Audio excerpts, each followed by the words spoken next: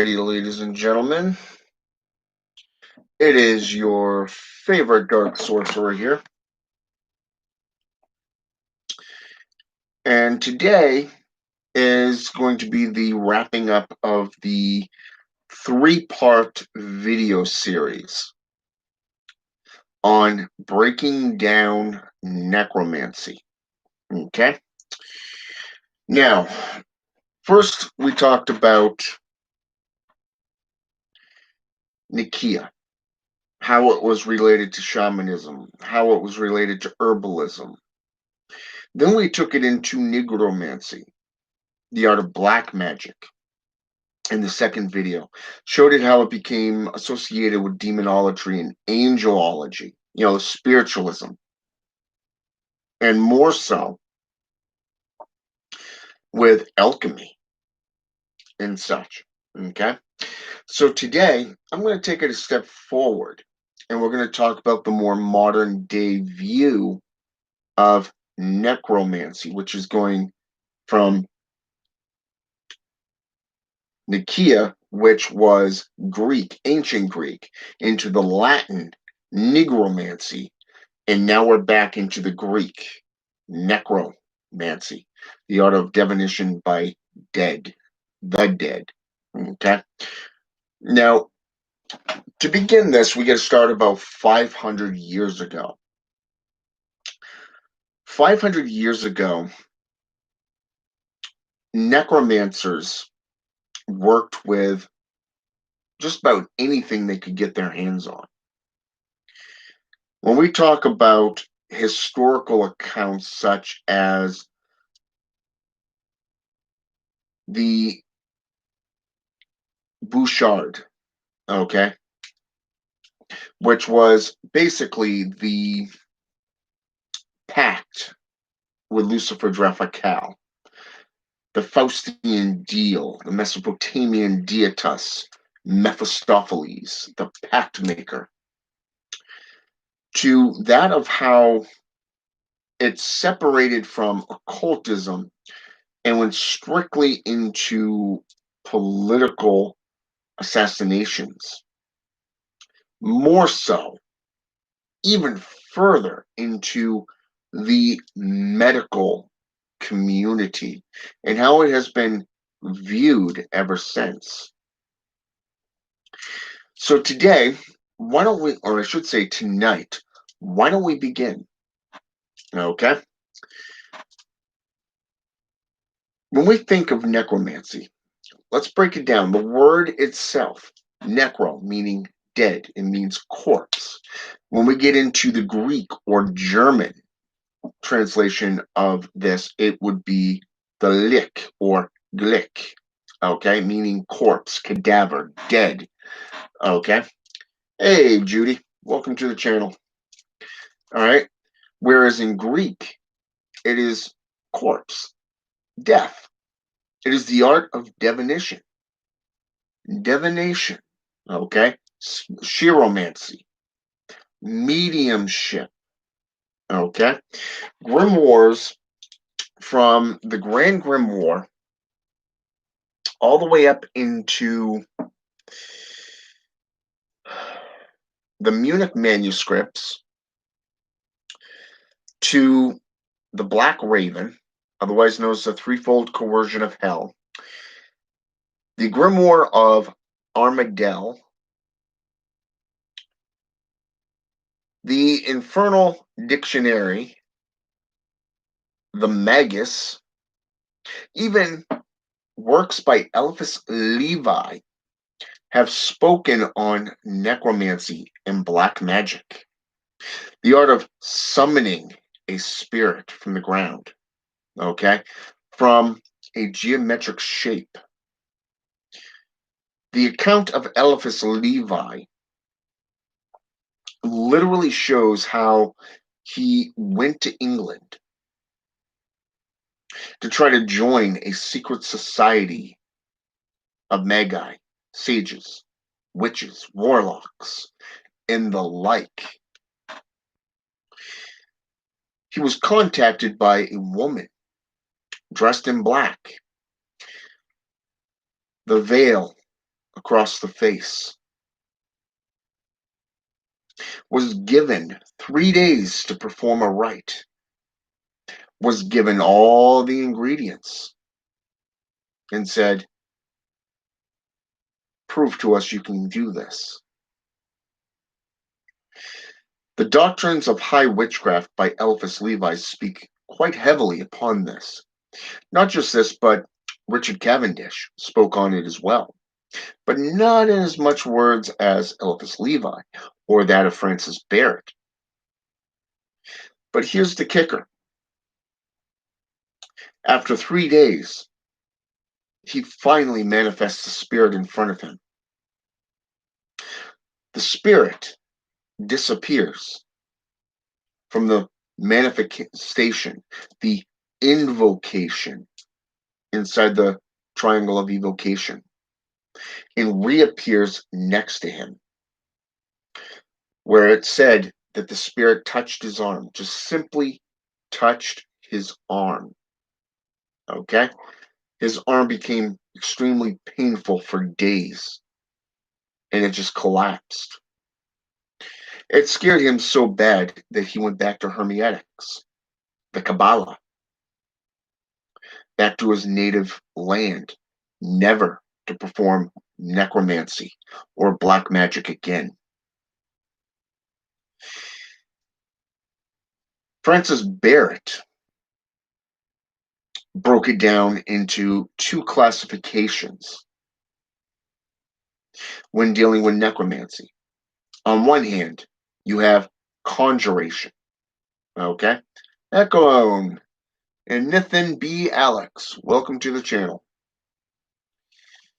You have conjuration, okay? Conjuration is utilized mostly within the forms of invocations. This dealing with a circle of empowerment that is placed with a triangle of evocation, herbalism, and things that belong to a spirit, like clothing. Okay, Santeria, Pero Mayambi, they always utilize the clothing of a relative, whereas in necromancy, you can use anything from a photo to a picture, one of those portraits, even an article of clothing or fingernail clippings, a lock of hair, something that belonged to that spirit, okay, or the spirit that you are going to manifest through invocation. Invocation means that you manifest the spirit within your temple or that ritual space, okay?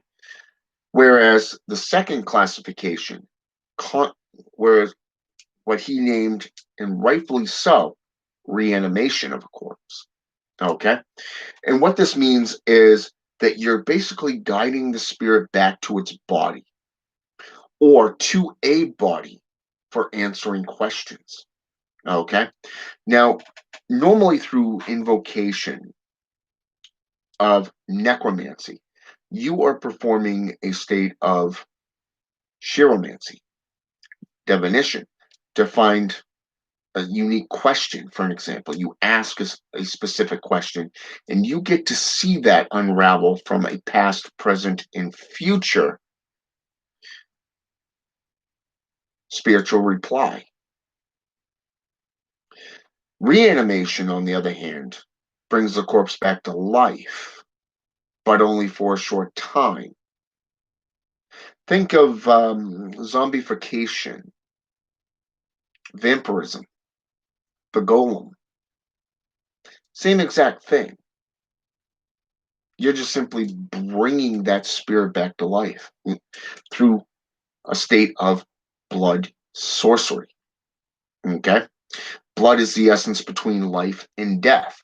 Even sorceress Cagliostro, the necromancer, spoke to this in the Blood Sorcery Bible, Volume 1. Okay? Whereas in Volume 2, she really goes into details on spiritual conjuration. Okay? Through blood magnetics. Now here's the interesting part on this. Over the last 500 years, since we went from nigromancy to necromancy practices, we have seen where the church has utilized it and identified it as a form of witchcraft, form of sorcery. It is one of four main identification markers associated with demonic sorcery, black magic, witchcraft, sorcery in general. You have witchcraft, necromancy, divination, and most importantly, possession. Okay. Now, you notice necromancy's number two on that. But yet, in the witch's hammer, necromancy is or even in the Munich manuscript, even in the seven forbidden sins or practices, as they're referred to, necromancy is the number one most feared practice. And it's ironic because of the fact that we've seen a huge, huge deal here, just from the three videos that I put forth so far. We've seen how it was a honored and respected religion, a practice in ancient Nicaea. How it became identified as devil worship through the art of black magic and nigromancy. And here, we're seeing how it's been taken into a whole nother step, the art of divination, divining through corpses, through the divining of blood sorcery, spiritual invocations or evocations, and most importantly, through medical practices. Now, what's ironic here is that the medical community has been performing necromantic rites and rituals and experimentations for the past 500 years. Necro meaning corpse, associating with corpses. Things like skulls, bones were implemented within these rites and rituals, especially if you have an altar of the dead dedicated to the dead. It doesn't matter if you're dealing with Baroness Dembella in Voodoo, or that of Baron Samedi, Papa Nebo in Hoodooism, Santa Morte, for example, or La Santa Morte, Saint Death, Holy Death. Okay? It doesn't matter if you're working with an ancient system such as Anubis in Egyptian, that of Hermes or Hades, Hecate, Circe within Greek, Hell or Helios in Norse, Chernobog in Slavic, Inti or Supe. I should say Supe because Supe is the god of death within Inca. Very rich philosophy the Incans had, closely related to that of the Aztecs. But necromancy was experimented with not only within the Munich manuscripts, where you can bring back or bring about changes such as an army out of thin air, that of a castle and a feast that would whet the appetite of the most hungriest man. But that's a state of illusion, right? This is done through the Munich manuscripts. Even the scrying mirror of Lilith is mentioned in the Munich manuscripts for the 15th century necromancer. Now, depending on the practitioner, it could be a simple scrying mirror, scrying bowl, or even a giant glass mirror, depending on the practitioner. But yet, starting around the 16th century, we see where scientists and medical personnel begin to experiment with the brain chemistry through freezing water, ice water. You go into England and you see the old torture realms of drowning a patient to try to bring them into a more stable mindset. Most importantly, the freezing of the brain and the cells, the body itself, proved to be a slow form of animation or reanimation. All you needed was a quick kickstart. By the 18th century, you have electrocution, electricity. By the 19th century, you now have not only drugs, such as what they use for the 17th and 18th centuries, but also the 19th centuries with calming the heart, the blood, relaxation of the muscles, to adrenaline that is literally placed dead center in the heart through an injection. Throughout the 1950s, all the way up into the 80s, you have electrocution, the gas chamber. These are all forms of ways of killing. But yet it is said that now we have the defibrillator, which with a simple controlled jolt of anywhere from 50 to 360 megajoules can restart the heart. Ironic that history does not speak upon this. You really have to delve into this. The medical manuscripts and the texts throughout the last 300 years is spectacular. And keep in mind that this is only a small tidbit of just that knowledge. Just that knowledge. But yet, when we get into the terminology of necromancy, a lot of practitioners today feel it is more clean. It is more appropriate for today's practices. And this is why.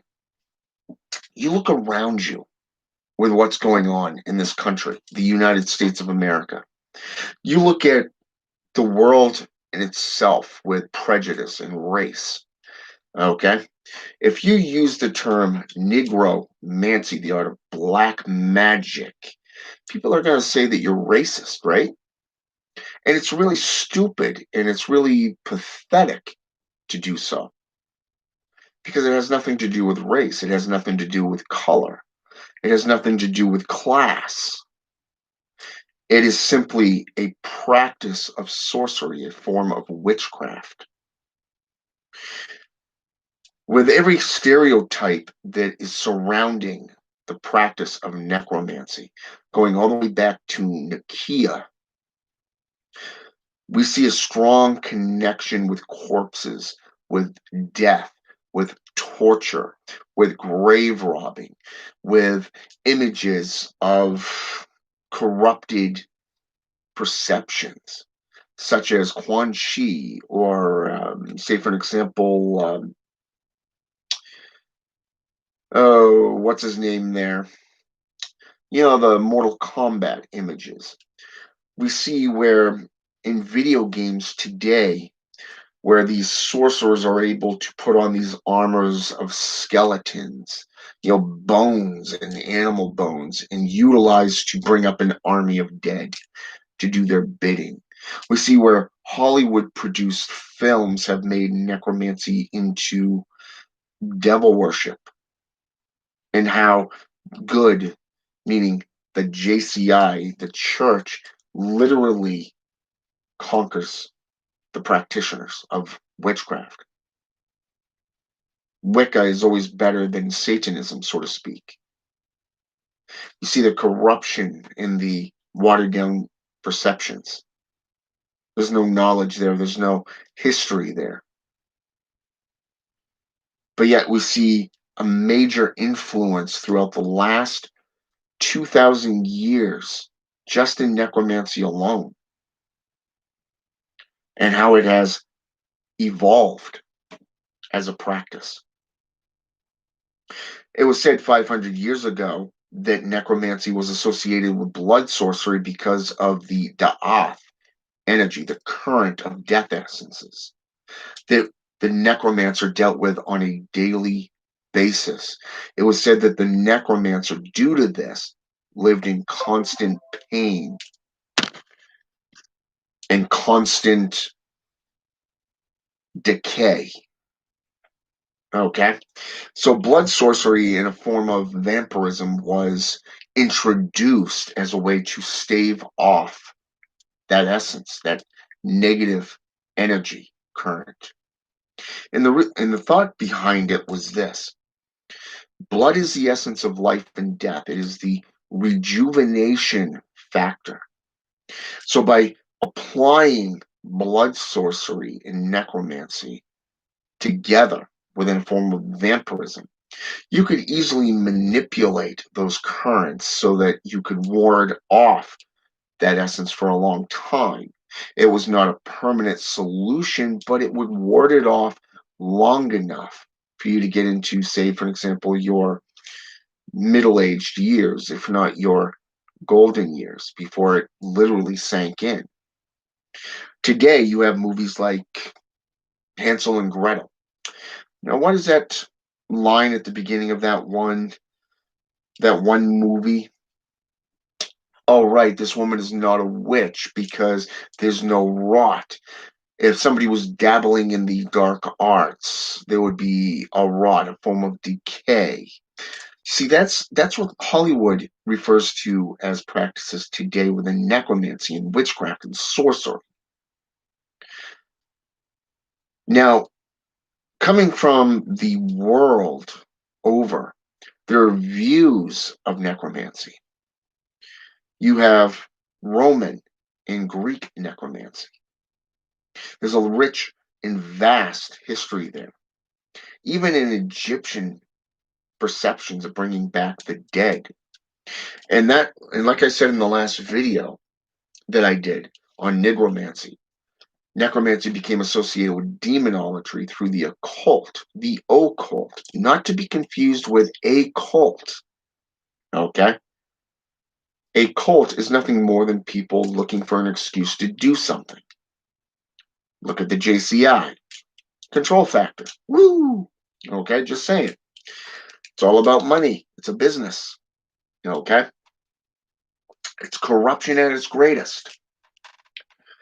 Now, when we get into Egyptian mythology and we get into necromancy and sorcery there, especially around the first and second dynasty of Egypt, we see how the death urn came into play. We see where the gods, such as Anubis, was not only the keeper of the graveyard, the caretaker, the protector, the guardian, but he also became known as the protector of the grave. Okay? In some instances, he's known as the embalmer. Okay? Because of the fact his image as a jackal-headed figure stood at the altar, the platform, and right behind him was a vast vortex that could change from a peaceful, if you were going to say celestial realms, the Elysian fields, so to speak, in Greek, or that of Hades. Okay, hell, if you want to follow more modern day Christianized views. So you got the heaven and hell factor, the karmatic instinct of, oh, I lived a violent life. Guess what? I'm going to go to hell. Or, according to the world, I'm a sorcerer, therefore I'm a devil worshiper. I'm going to be going to hell. I serve the beast. Well, I say, bring on the Armageddon. I say, yeah, bring it on. I'm ready. It's better to reign in hell than it is to serve on your knees like a slave in heaven. That's just my thought form, and I'm not the only one that believes it and thinks about it that way. But then, if you get into the Egyptian Book of the Dead, it doesn't just go into the Thoth system or that of spiritual conjuration, but it deals with reanimation in itself. If we go into the Tibetan Book of the Dead, the Tibetan Book of the Dead looks at it as the circle of life. I hate to quote the Lion King, but that's the best term I can come up with in that. Is because of the fact that in Tibetan, the art of dying, it really pierced the soul. It was It was a factor that, when looking at the soul and breaking it down, what really happens to the soul? Think of it more as psychological, spiritual even. The soul can transform and go into other dimensions where it can continue living. Now, the art of dying really goes into not only reanimation, but a recurring role of life following death and death following life. So it was a matter that the living can become part of the dead, and the dead can become part of the living. It was that circle of life factor. Now, what I found interesting about the Bordeaux is this. When you contemplate death, when you contemplate on where the soul can end up, what is the soul, capable of doing? We look at what the past magi and sages have done. We look at those who literally have dedicated their lives, given their lives even over the last 2,000 years throughout this war between good and evil. We see how the Bokor became evil, the Warlock became evil, an image of self preservation, Satanism, second highest law, self gratification. Anything that brings you gratification is all good as long as you don't violate the highest law of self preservation. Okay? Basically, the Warlock and the Bokor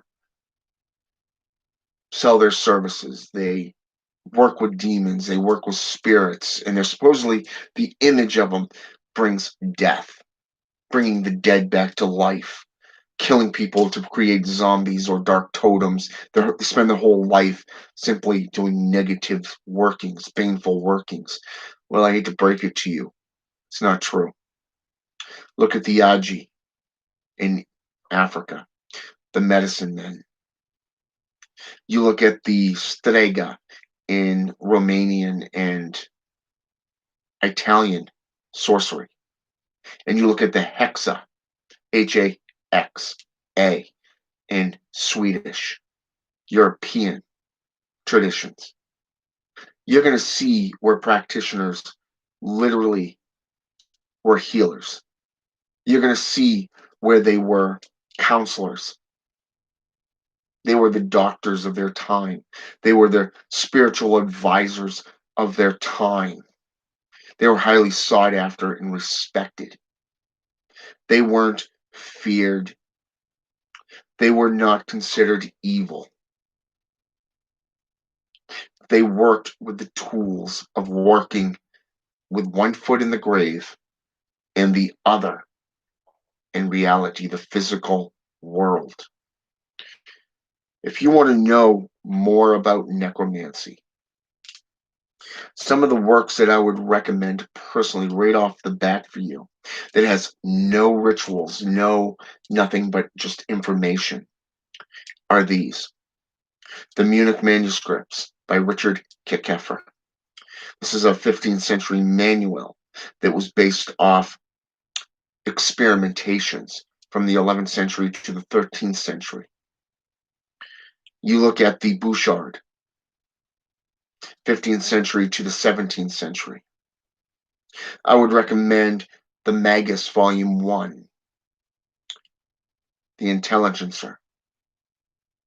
I would recommend the Grimoire of Armadale, the Grand Grimoire to you. Okay?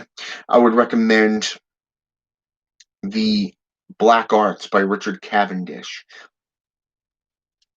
The Doctrines of High Witchcraft by Eliphas Levi.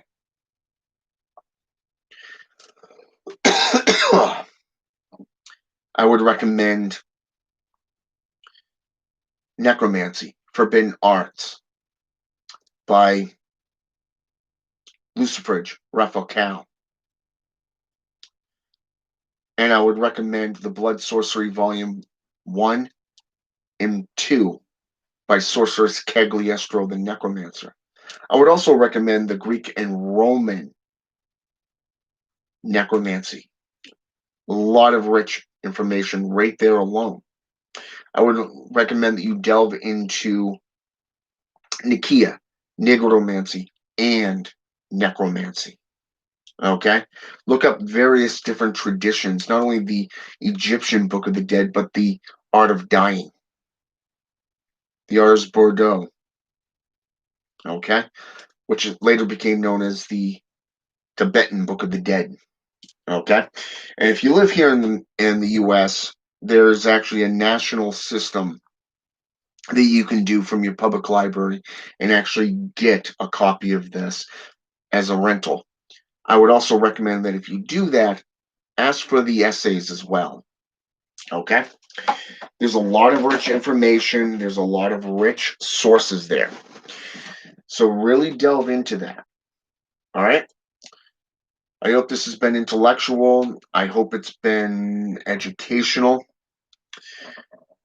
And until next time, I want to thank Judy Carter, Nathan P. Alex Alcalone for joining me here tonight. And until next time, have a good night.